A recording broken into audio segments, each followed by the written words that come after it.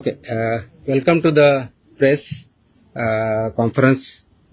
आज मुद्दामून एक महत्त्वाच्या विषयासाठी आपल्याला इथं बोलवलं आहे. गेल्या अनेक वर्षापासून आपल्याला माहिती आहे की महाराष्ट्रामध्ये गुटखाबंदी केलेली आहे.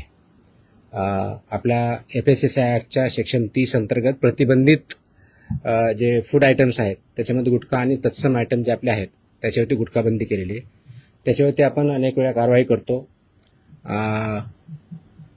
रेड्स करतो, फाईन करतो, FIR करतो.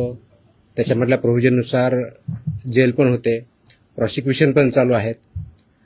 परंतु प्रोहिबिटेड आयटम असतानाही, फूड आयटम असतानाही महाराष्ट्रातल्या ऑलमोस्ट सगळ्या ठिकाणी हा गुटखा विकला जातो आणि कंझ्युम केला जातो. ही रियालिटी आपण बघतोय.